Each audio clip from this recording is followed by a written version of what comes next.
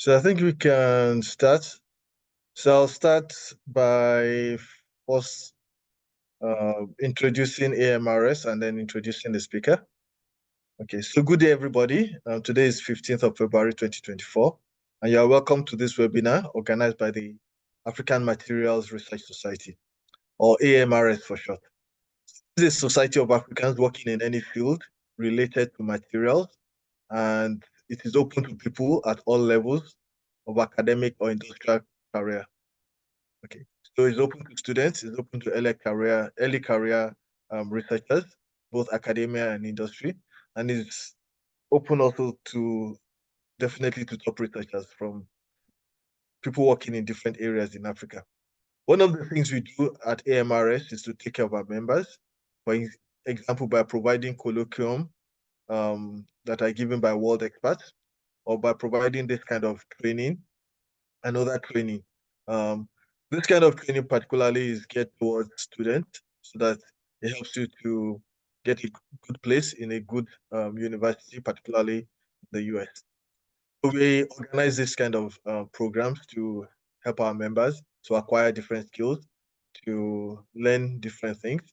And our foremost the foremost program we organize is the AMRS biennial conferences that occur every 2 years. So the last one was in December 2022 in Senegal, and the next one will be in Kigali, 16 to 19 December 2024. So this is what AMRS is about. It's about materials, and we help our members by providing training and also encouraging collaboration between everybody.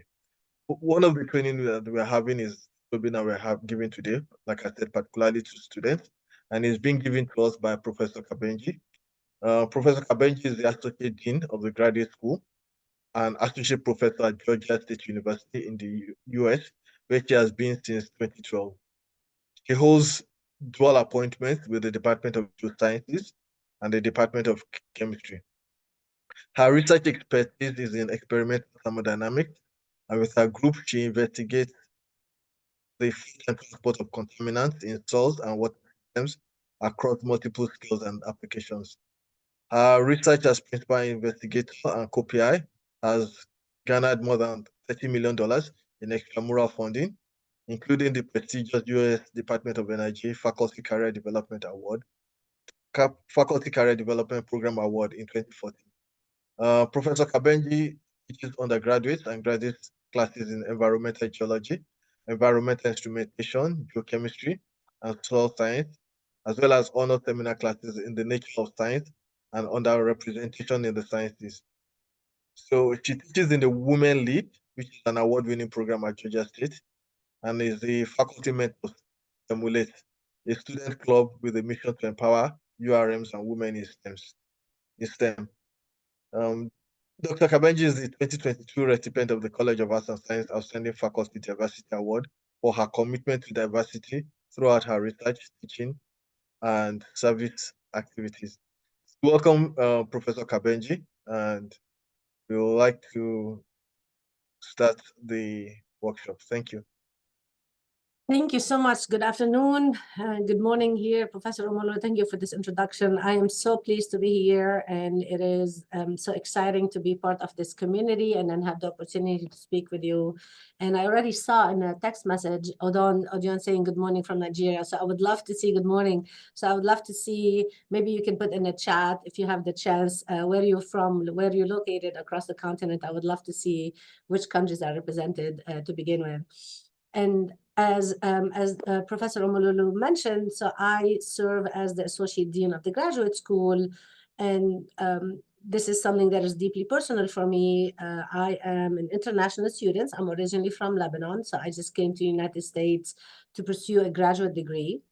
And so like many of you, I was in your shoes trying to put in an application and trying to figure out how do I manage this. I am what we call a first generation or a first in family. That means I am the first in my family to obtain a graduate degree. I'm certainly the first in my family to leave my country to come somewhere else to come a degree.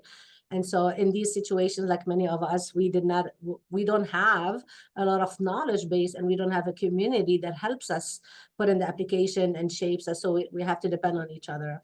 And I'm already seeing Andy from Ghana, Omololo from Nigeria. And I'll share one more personal thing with you, and I'll probably share with Professor Omololo. I have been to Ghana so many times, mostly because my husband is Ghanaian, and I've had the pleasure of going for decades and forging collaboration over there. And I just recently was in Ethiopia, and I just had a blast.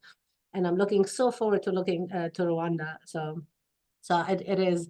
I know a little bit about the continent, not as much, but I'm learning. I'm looking forward to learning more from you. So I thought what we'll do today is really just give a breakdown of the overview of how one does think about a graduate school and how one does one apply to graduate school. And I don't know if you can raise your hands using the reactions, but I wondered how many of you are interested in pursuing graduate school, and if you kind of are on the fence or not, you can maybe either put in the chat. Oh, Ejigo is from Ethiopia. I had a blast. I was in Mekelle, so I really enjoyed myself. So I'm going to give you a perspective of how, one is intentional about applying to graduate school. And I want to just really put a caveat that I will share with you information that is meant to be as generic as possible. However, I am a little bit biased. I work at Georgia State. And so a lot of the processes and the knowledge that I have come from being at Georgia State. So I am now by no means advocating that you should all apply to Georgia State, although I would love to see all of your applications. And I don't have control over them, and certainly feel free to apply to Georgia State. But whatever I share with you, and I'm going to give examples of how things are done here, those would be similar, probably in many other institutions across the United States. I will also share that I am not very familiar with the processes that happen mostly in Europe, because I don't have any experience applying to graduate school in Europe. So first, I want to just really share with you. Let me see. Can you see my screen? Can someone let me know if they can see my screen? You can see my screen. Thank you, Virginia. So really, and I know I saw some hands that you are interested in some masters and PhD programs, but really there's a benefit. There's a lot of values of obtaining a graduate degrees, and so in the United States, and those numbers clearly come from the United States. The numbers of students that have applied for a master's degree have been readily increasing, right? And like almost 55% in the last decade, even more now, and there's even more focus on getting more master's degree, mostly because a master's degree now is almost an expectation to what we considered entry level in many fields. Like in the past, it used to be that you could get a bachelor's degree or a high school degree and then be very successful and make money and build a career. Is no longer the case. The level of sophistication of the knowledge and the technology required in entry jobs now is almost beneficial to have a master's degree. And we can talk about what kind of master's degree would be beneficial. Does it have to be in a discipline? Can it be something else? And we certainly can entertain those. I'm going to leave plenty of room for questions later.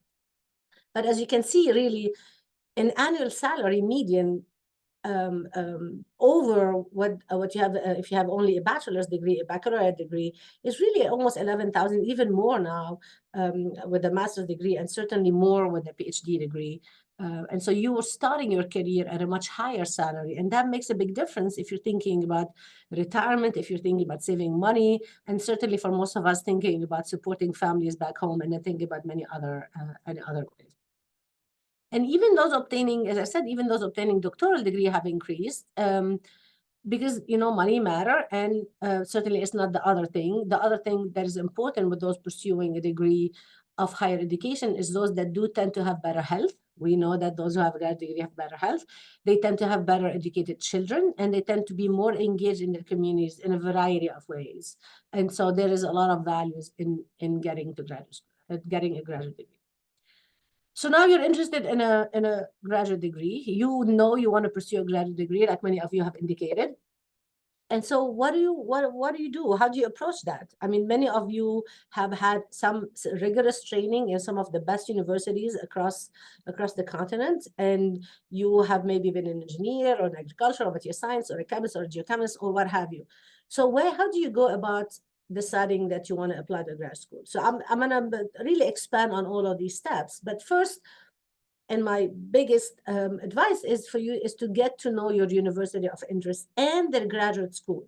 And what I mean by that, and I will speak a little bit, is that not all universities are created equal, and not all universities have probably the degree that you're interested in. And so you have to do a lot of homework before even applying or before even sending an application to find a school that is matches your interest. And I'm going to share with you on the next slide some facts that might help shape your decision.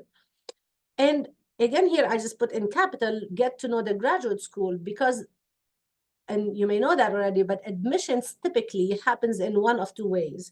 It either happens centrally, that means a graduate school or a graduate entity or an entity similar to a graduate school, sometimes it's called a graduate college. They own and they administer all the processes leading up to enrollment. So you get an application, you get an admission letter from the graduate school.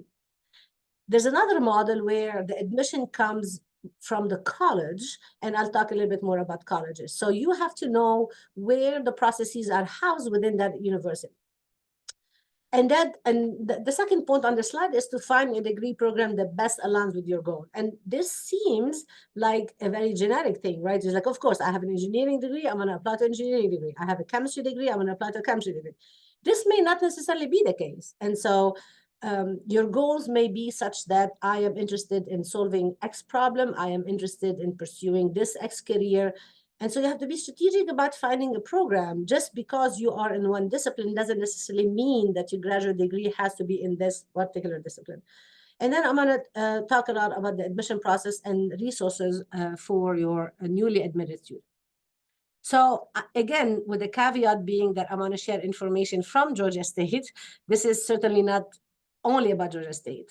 And so, for instance, when you look at institutions, some of the factors that we brag about Georgia State, about the graduate education at Georgia State here in Atlanta, is that, you know, we are #1 public university in Georgia to confer degrees to African American, Asian, and Latinx. That means our student population is very diverse. So although you may not be thinking about that, but if you were to decide that I wanted to be in an environment that looks like me, that looks like the culture I'm grown with, I want to see people that I'm used to seeing, that might become an important factor. We are ethnically diverse, but also look at the research portfolio. The universities in the United States are categorized based on what we consider the research portfolio. So they are highly intensive research, so what we call an R1 institution. There are other institutions that are R2 institutions. So these are institutions that have a research, but they're not world-class researchers. And they're certainly not as expensive of a portfolio. So they have world-class resources, but they don't get a certain amount of money that makes them an R1 institution.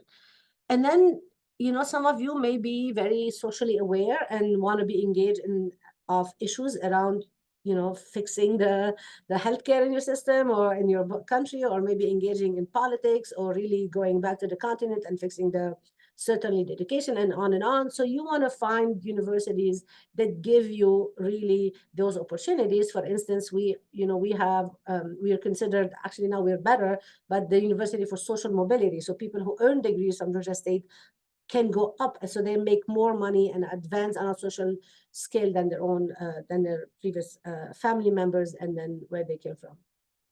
And so these are some factors that universities will put on their websites.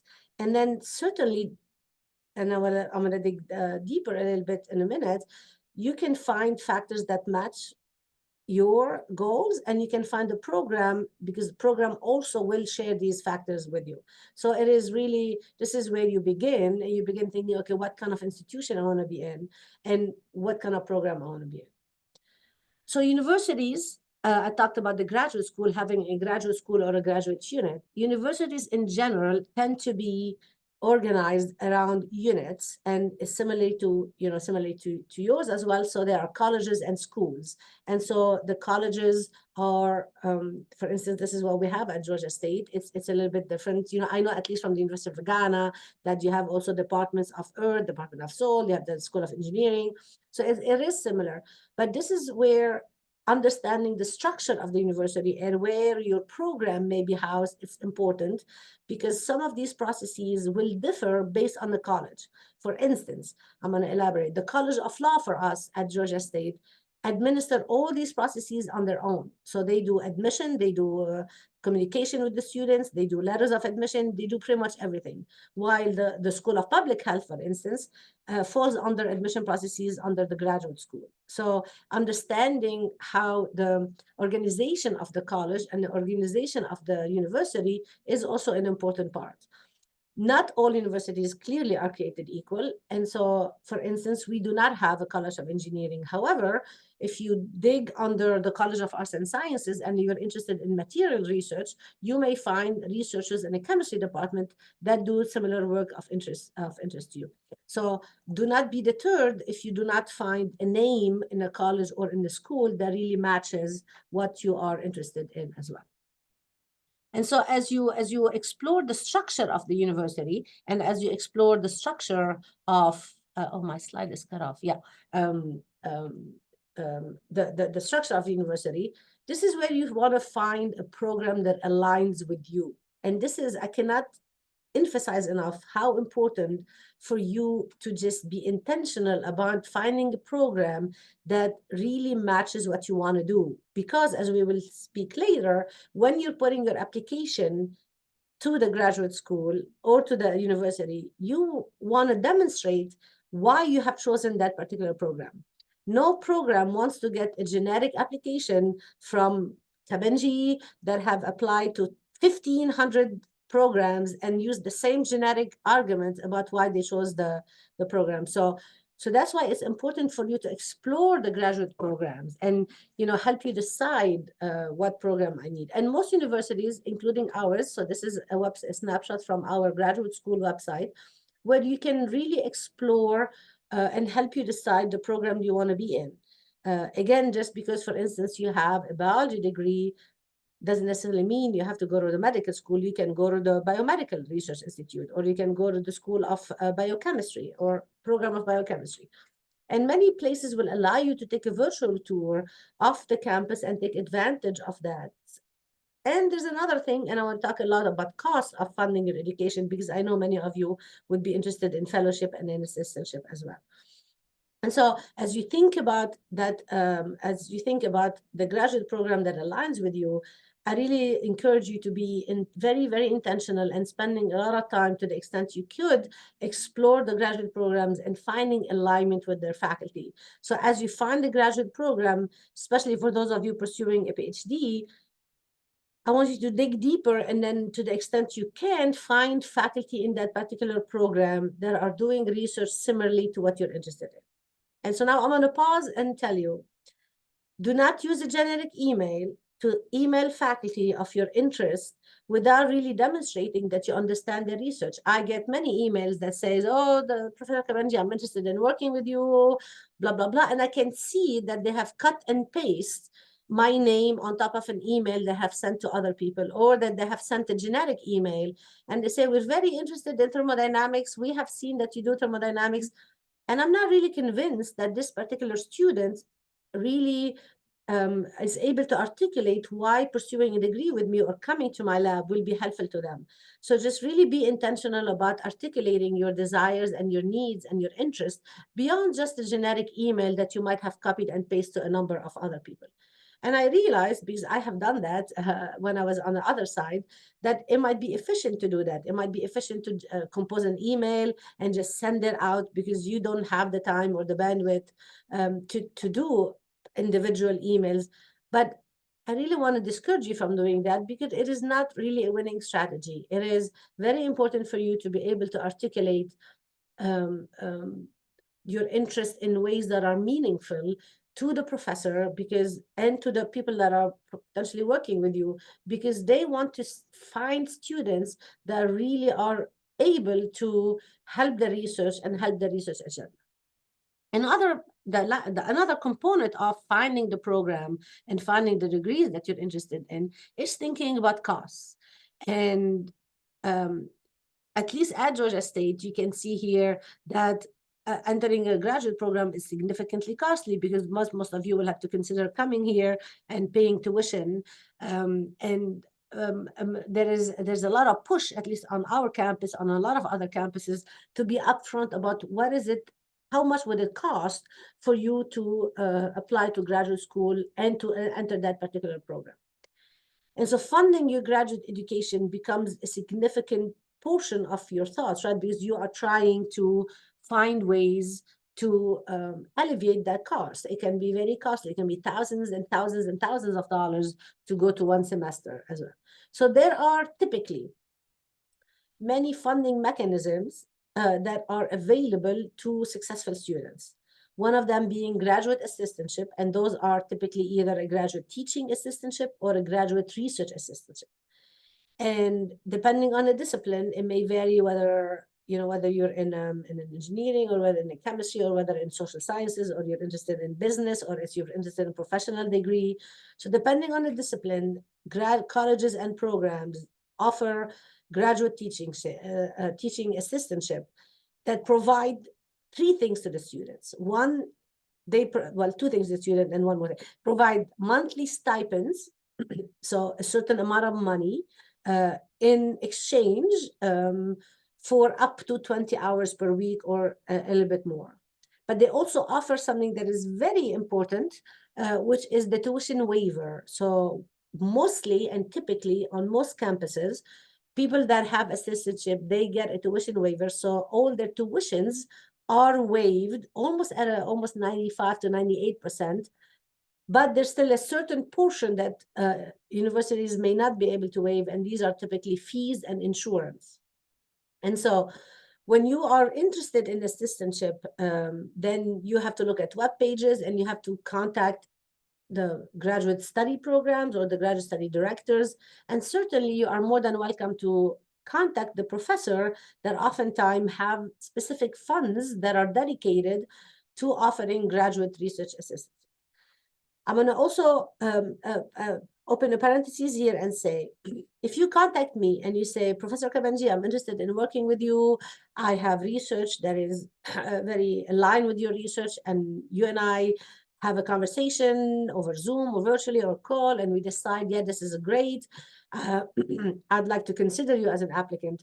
The decision about admission does not sit with me. I do not control whether you get accepted or not, because most of the time you must submit your application to the graduate school, and you must be evaluated by a committee that is independent from the faculty. Even though I am interested in working with you, I don't control whether you get admitted or not. So you must oftentimes gain admission to the university, to the program, and then the faculty member who might have funding for you will say, okay, I would like to offer them a research assistantship or a teaching assistantship. And I want to expand a little bit here on one further point. Graduate research assistantships tend to be oftentimes associated with particular faculty members. So I have money, if I have received money to support my research, then this money I will give to students to support their graduate research assistantship. Oftentimes, they may not have to teach unless they want to.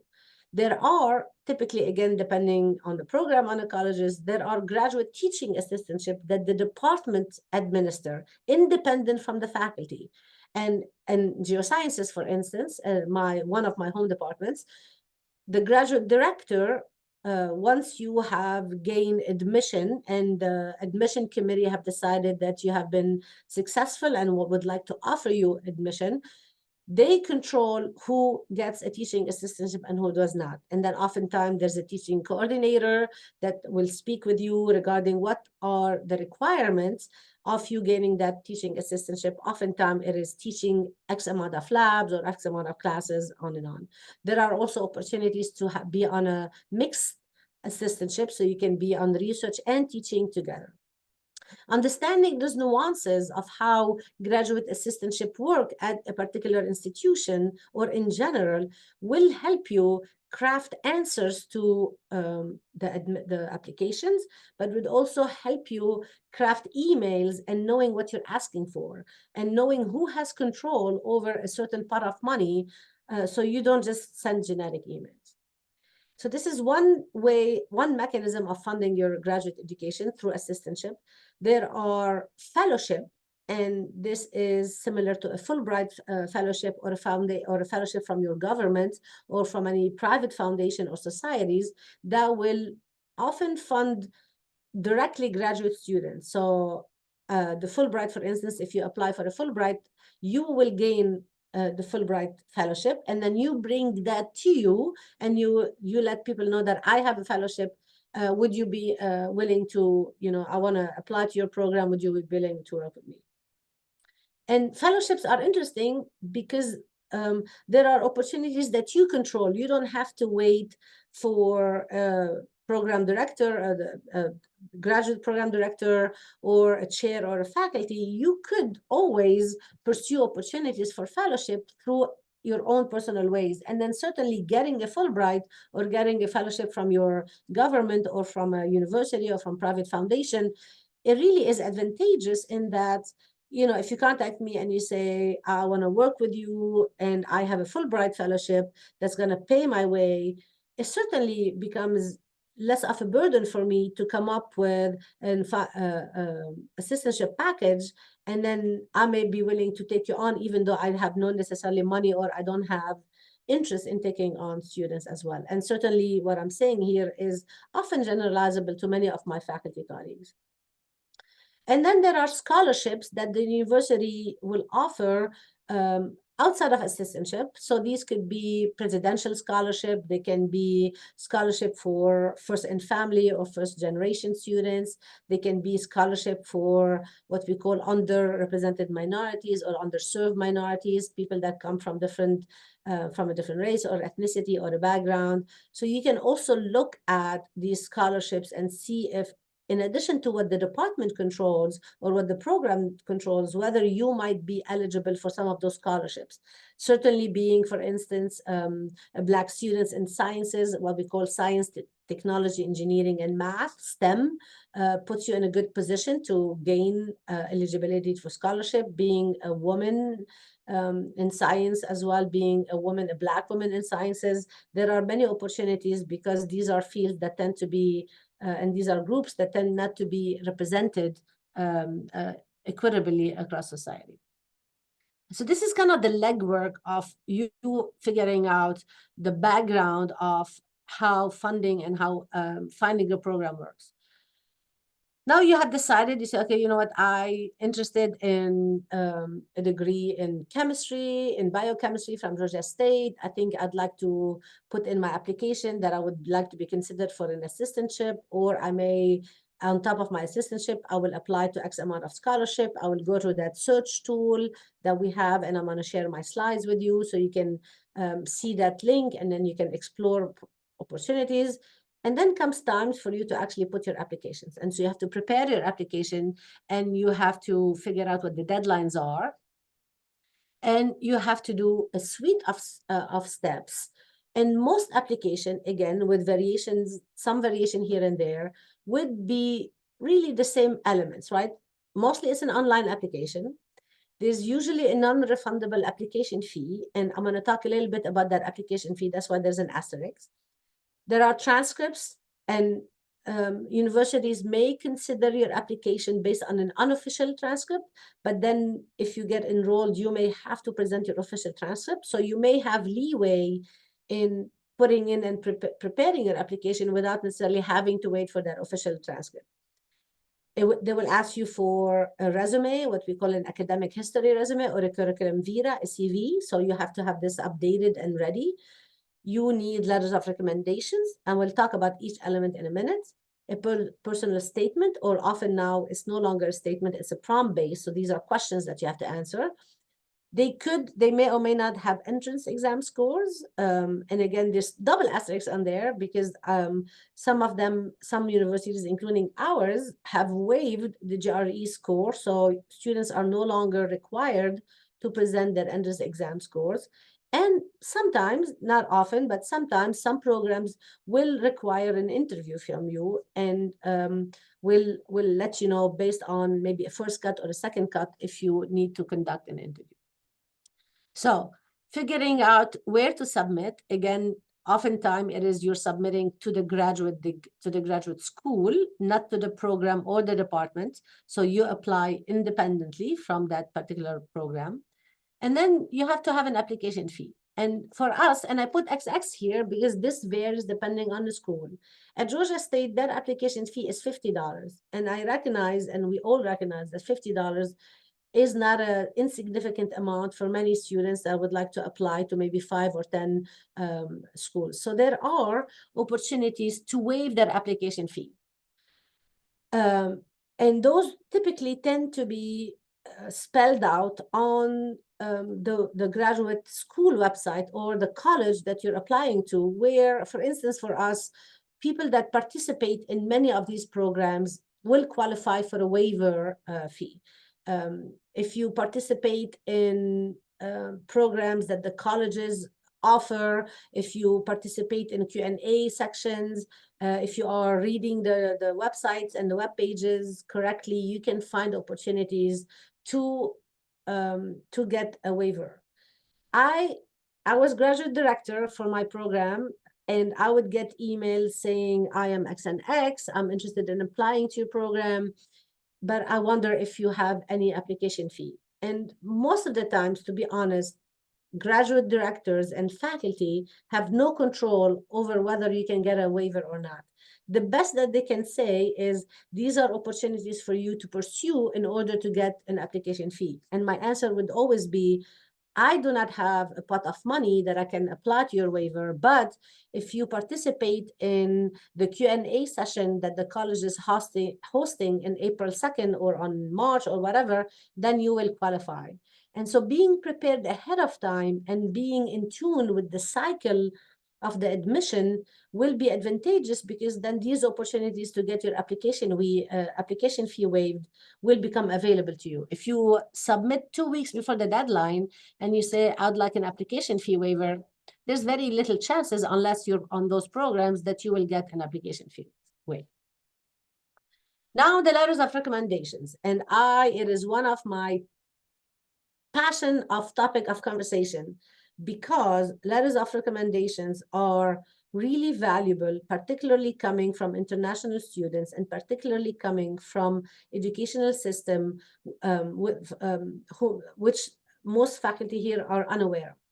I am an international faculty, so I know a little bit on how education works in other systems. I know what first honors mean. I know what second honors means. I know what lower second honors mean. So I'm a little bit familiar with those things, but sometimes these are not very clear to folks. And so letters of recommendations are important. Now, it is important for you to really think about who I'm going to ask for a letter of recommendation. I'm going to pick a professor, a mentor, an advisor. I am not going to pick a personal relation or somebody who I work with outside the academy, because we often favor letters of recommendation that come from folks that can speak to your educational background and your training. I want to also be clear, and I want to ask my recommender that I would like a really good recommendation letter. You'd be surprised that oftentimes you come and ask somebody, like, could you write me letters of recommendation? And they say, yeah, I would be happy to. But then you didn't specify that you would really want a strong recommendation letter. Then they can, in that letter, they can write whatever. They can say, that person is okay, that person is average, that person is not very strong. So you want to be clear on the expectations of that you want a strong letter. And also, I would go one step further. And if you already in the beginning of your academic journey, if you are within a year or two and you are interested in pursuing potentially in another 2 or 3 years a graduate degree, I would be intentional about developing and forming relationship with some of my professors and some of my teachers that might potentially be my letters of recommenders.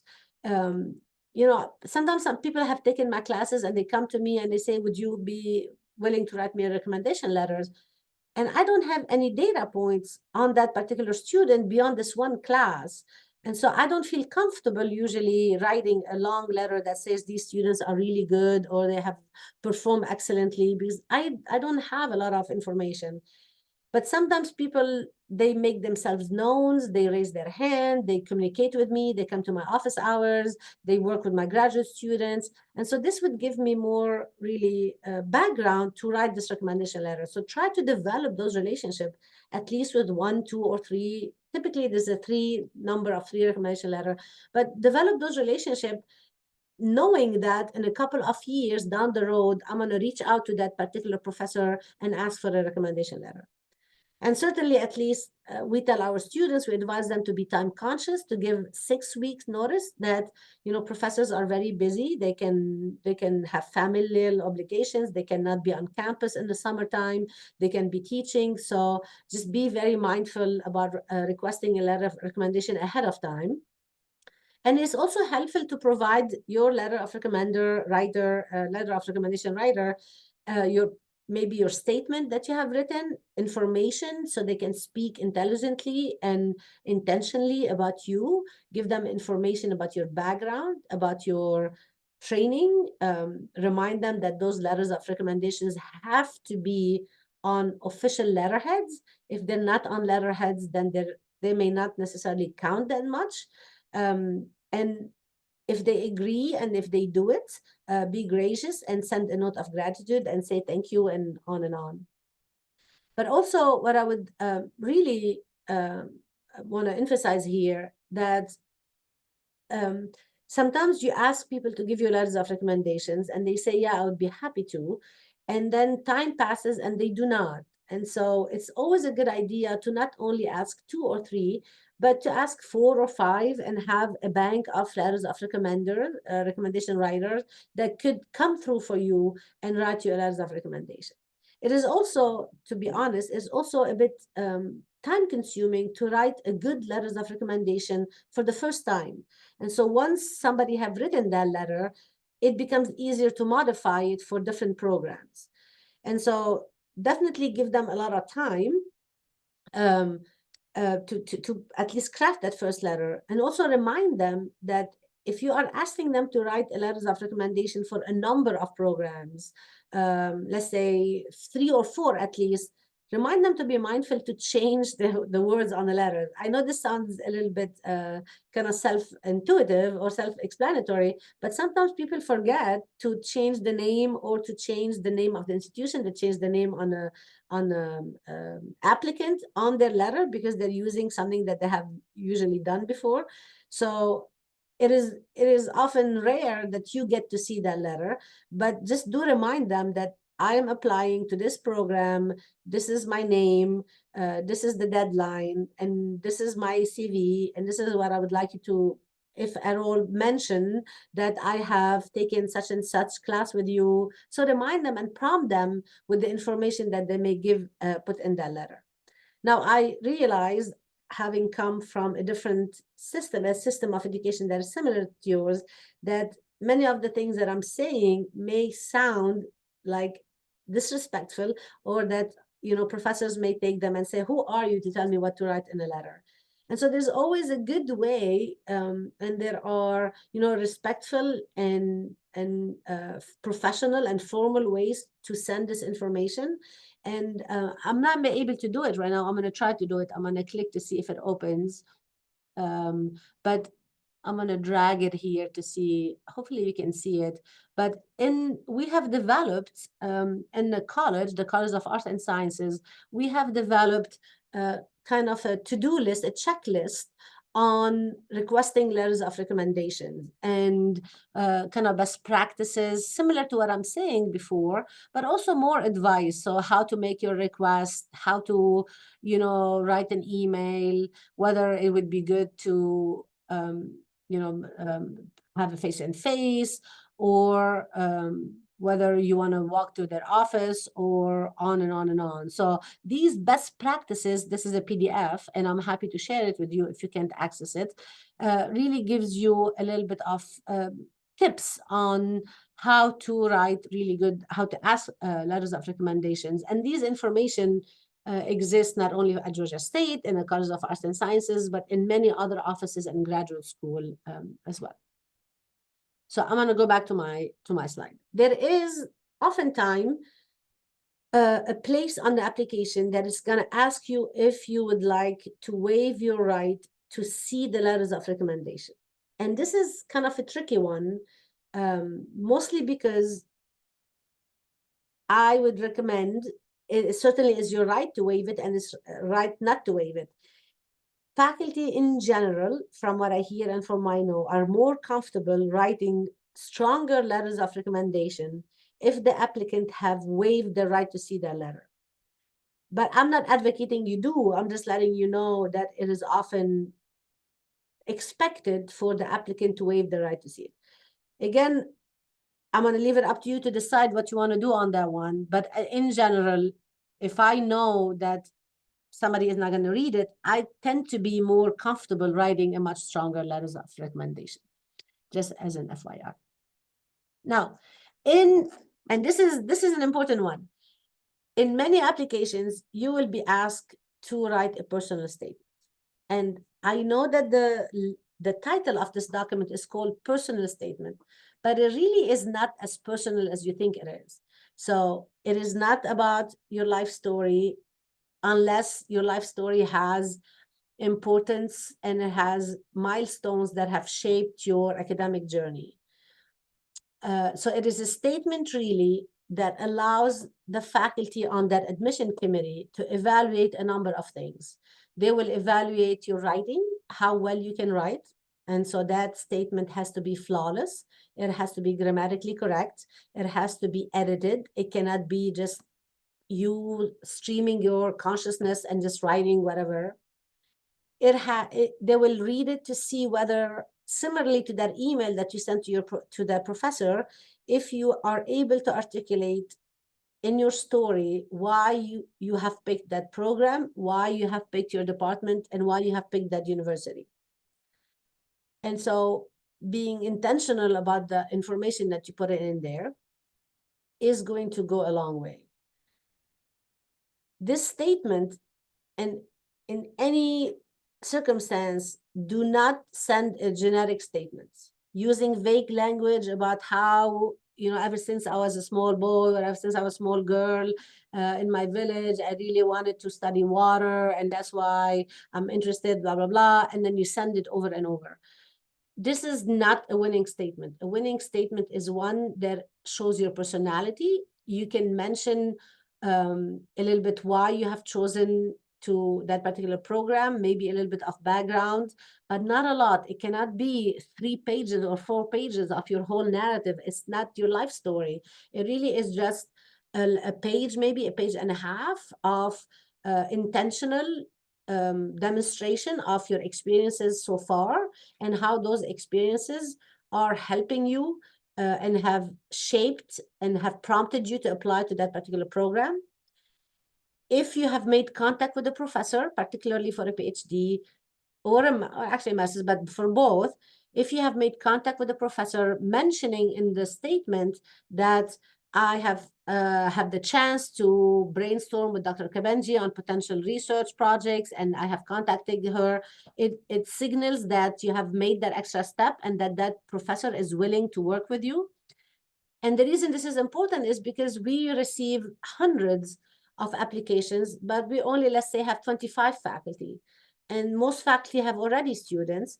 And so if you want to get admitted to the program, you must find a faculty that's willing to work with you. And so if you just do not make that contact, it becomes hard, because admission committees will think, okay, well, I want to admit Professor Omololu, or I want to admit Blessing, or I want to admit Julian, but I don't know who they will work with. And so mentioning that you have already successfully made contact with somebody and that somebody in the department have agreed to work with you is also a big important. List your research interest, and the more specific and the more intentional these are, the better. Clearly, if you're applying to a geosciences department or an engineering department, you can't say, I'm interested in geosciences. That doesn't make sense.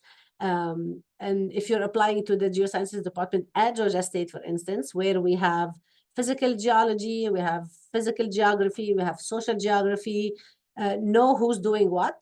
I've had an instance where people say, I want to work interested in human geography, but I want to work with you.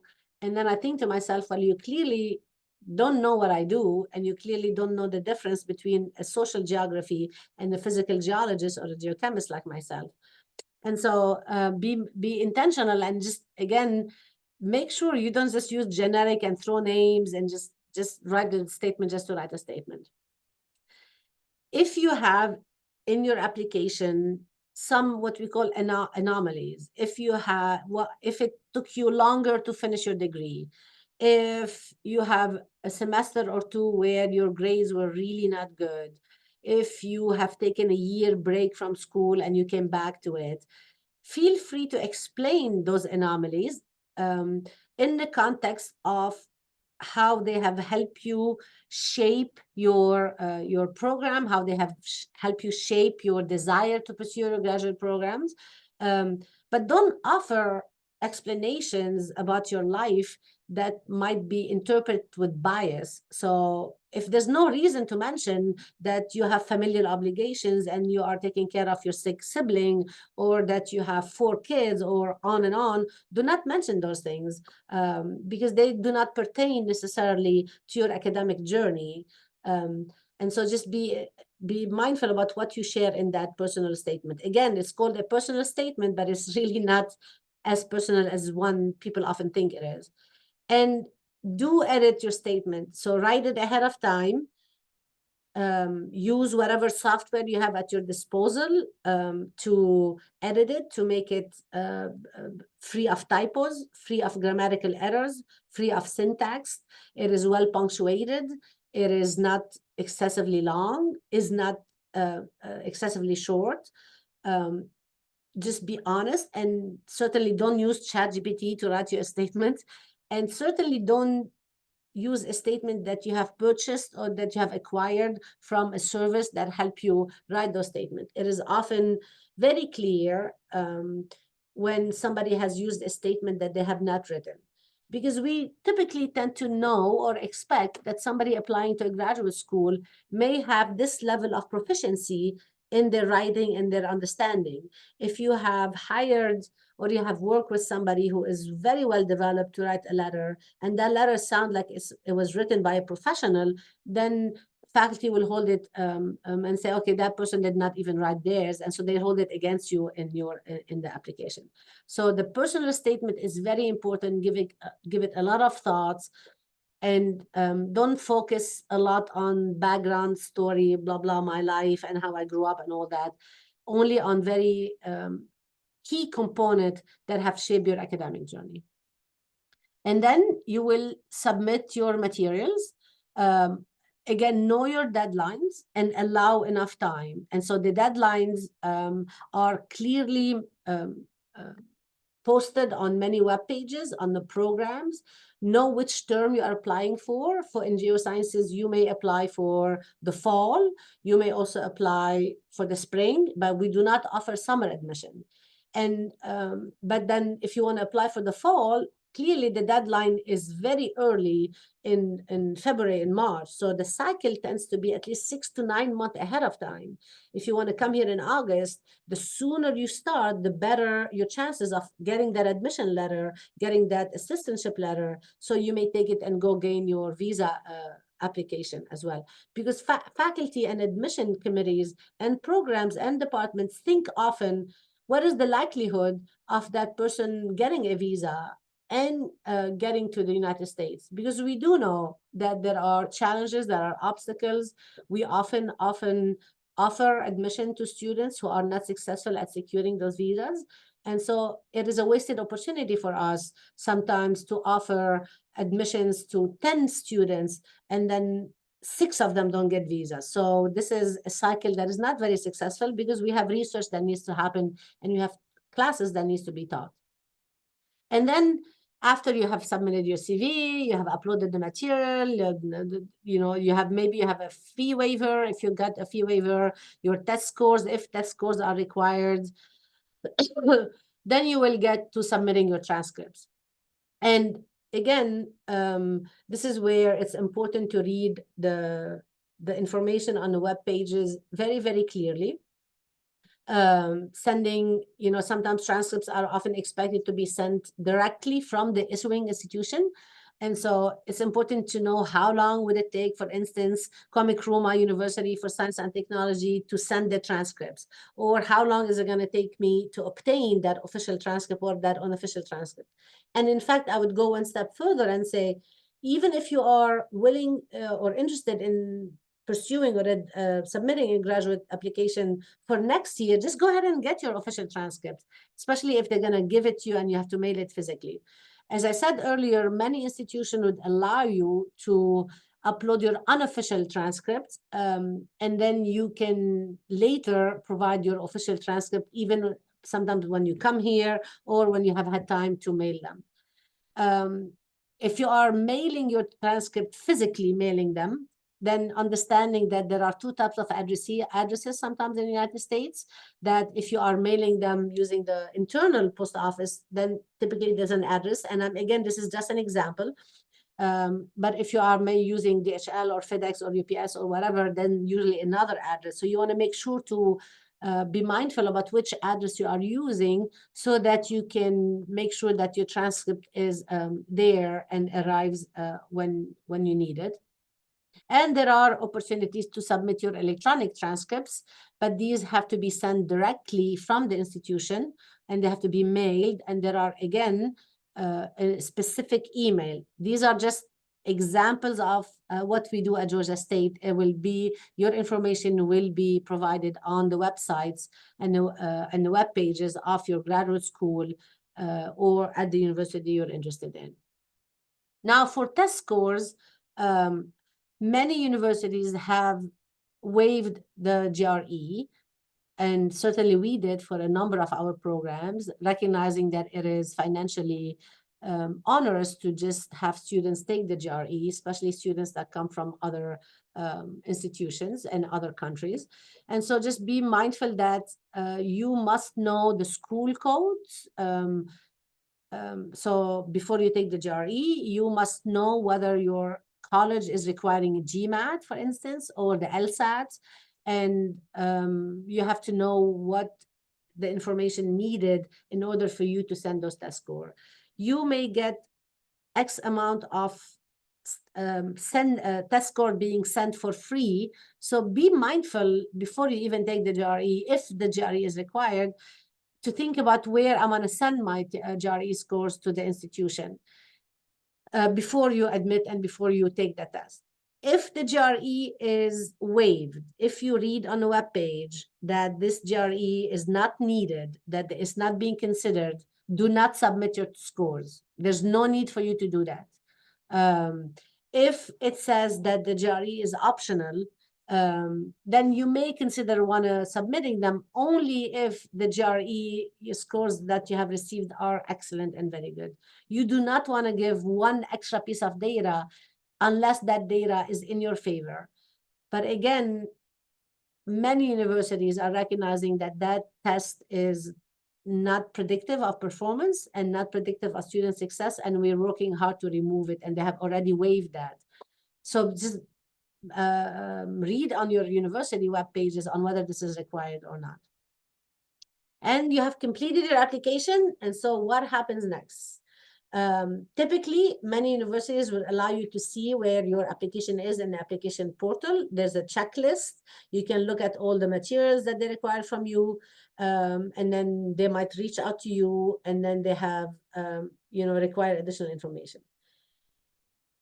Once you have a completed application, and once your application is completed here, give at least 4 to 6 weeks, if not more, for the application to be reviewed. Again, it's a hierarchical system. You upload your application to the graduate school, and then it sits on a bin, in an electronic bin. And just before the deadline, admission committees will meet and review these applications. Some programs will have a rolling admission, but it's often not very efficient for faculty to do that. So just give them some time to review your application. Do not over email the graduate director or the graduate school, whether if you have not heard yet or not. So just give yourself, be patient, and then you may get maybe one email after the deadline. Maybe if the deadline has passed and 3 weeks after the deadline, you have not heard anything, this might be a good time to reach out to the graduate director and say, I was wondering if you have had the opportunity to review my application. Over emailing, which is understandable, people get antsy, you're excited, you want to know what's happening, and this is typically the way business is conducted in many of our countries, where you have to constantly harass and constantly follow up, is really not needed.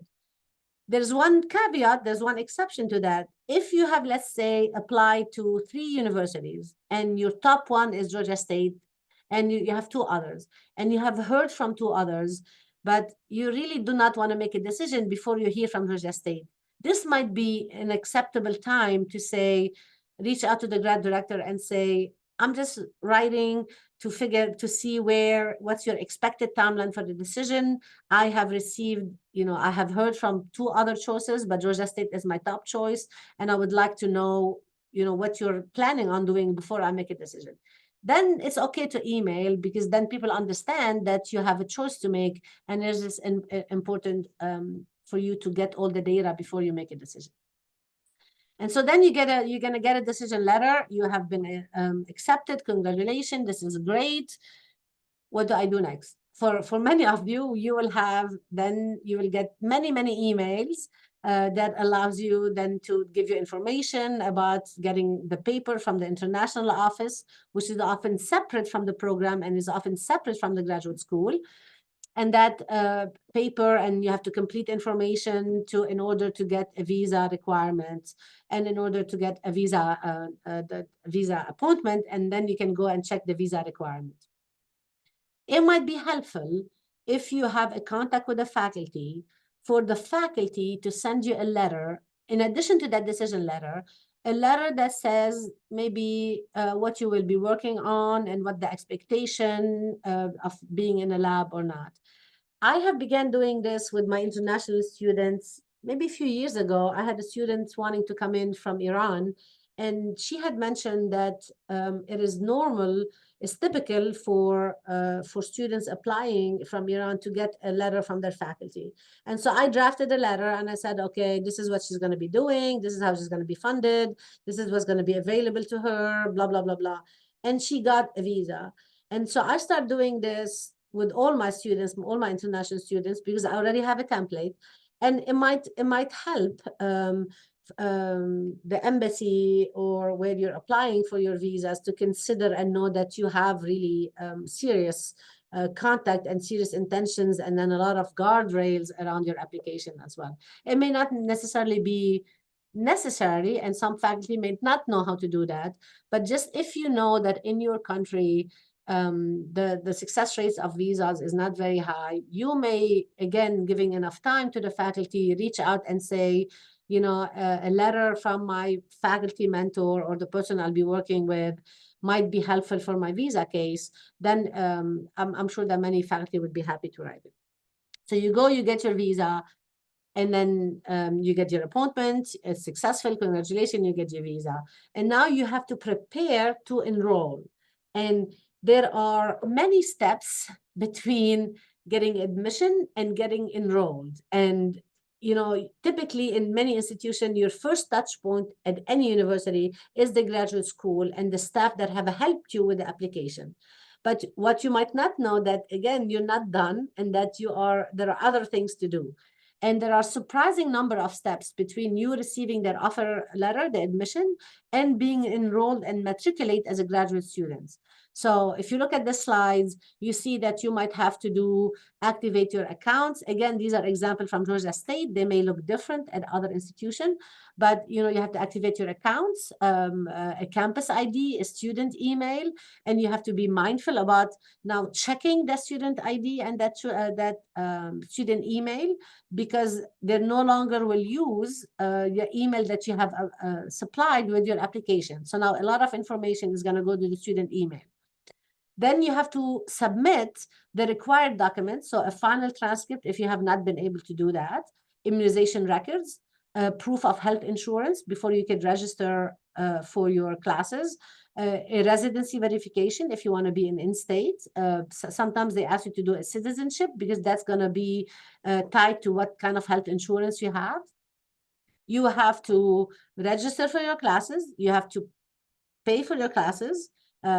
You have to attend a number of orientations, the international orientation, the new graduate student orientation with the department. So give yourself a lot of time. Oftentimes, these are a week or two before the semester even starts. You have to, if you want a payment plan, well, you might be on a waiver, so that's different. But if you want a payment plan, you have to do it ahead of time. You have to get connected in the department. So there's many other steps between that acceptance letter that you have received and you becoming a matriculated student that is enrolled in a university. And knowing all these steps and knowing how many things you need to do would hopefully guide you and shape you to start very early on, and then be very mindful about checking and being on top of your emails, and then making sure that you are very responsive to whatever requests you receive from your institution in order to be successful at matriculating. So what I had hoped that I did within this hour or so, give you as much as I can information about what that typical admission process looks like, with the understanding that things may be different and that faculty behave differently and that programs behave differently. But in general, these are typical steps that are happening.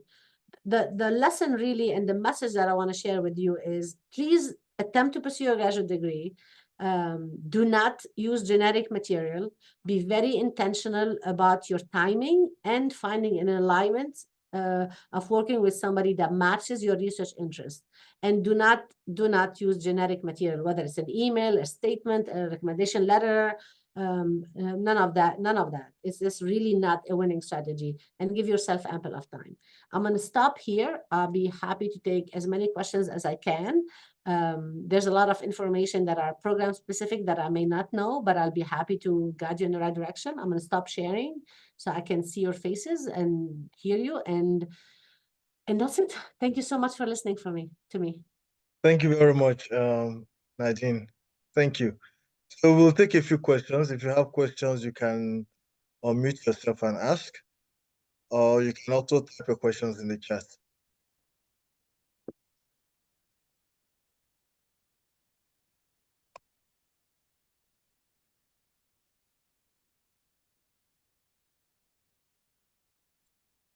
So you can unmute yourself to ask the questions, and you could also type your questions in the chat. Yeah, potentially maybe raise their hand. I don't know if they have the ability to unmute themselves. Yeah. Okay. You can also raise your hand and then we will see. So there should be an icon you can use to raise your hand.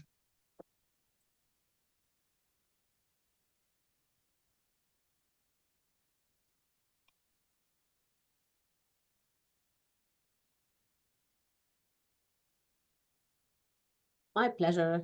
Yeah. So one question, when you send an email to a potential supervisor and get no reply, is it okay to send a follow-up email? That's a very good question. And I would say you get maybe one follow-up email, no more than one.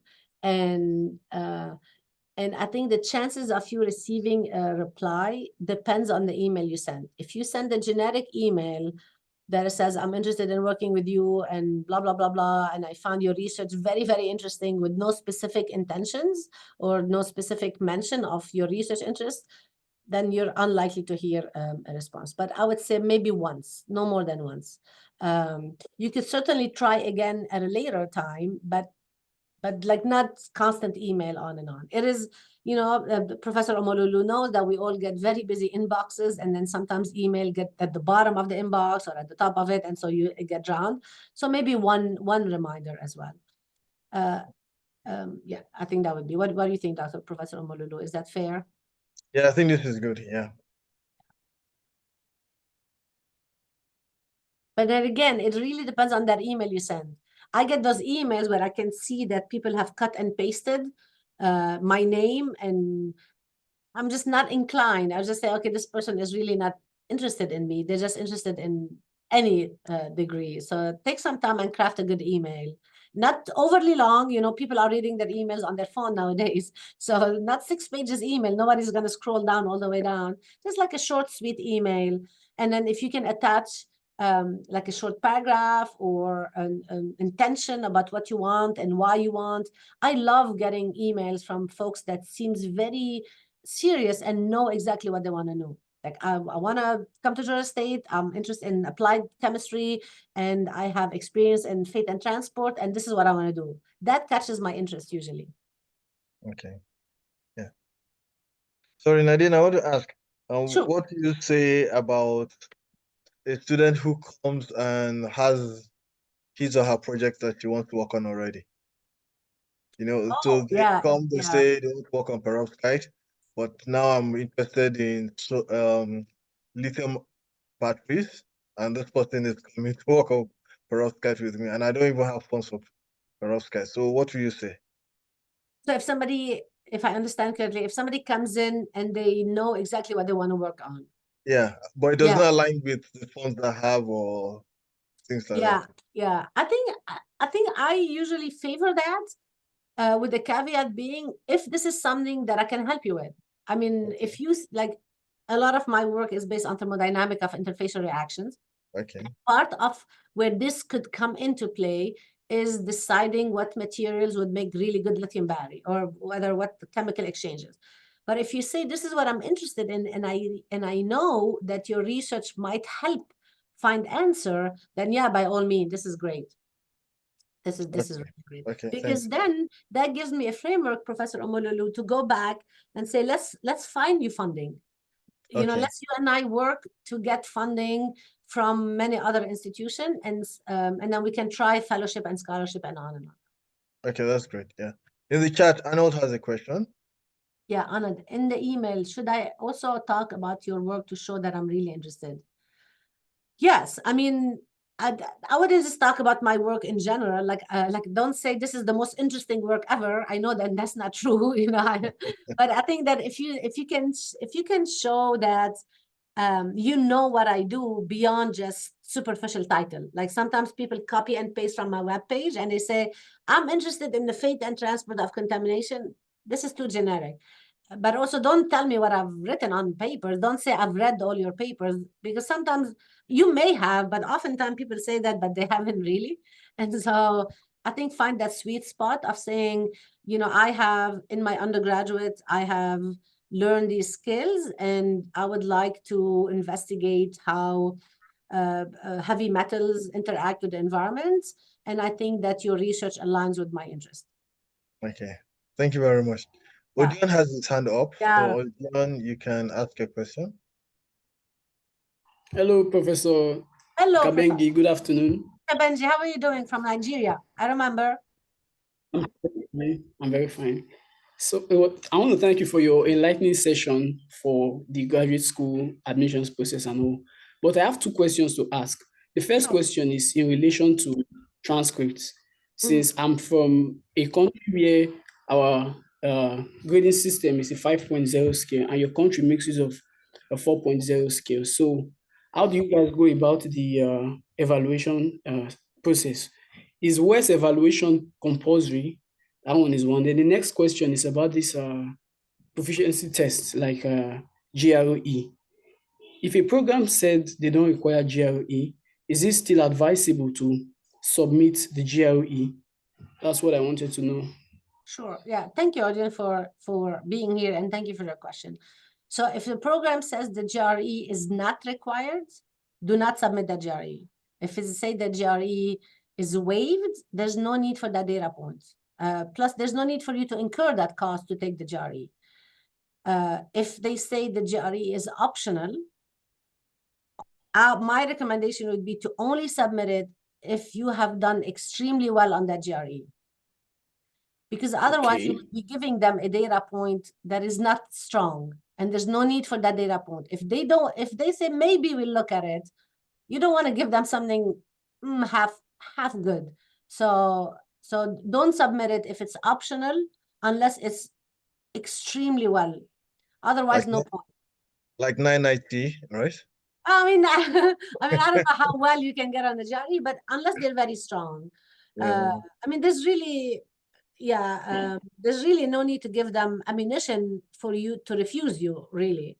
And then in regard to your first question about the transcript, oftentimes in, at least at Georgia State, we recognize in the application when you submit your transcript, there is a step that we do on our end to basically take that 5-point scale and shift it to a 4-point scale.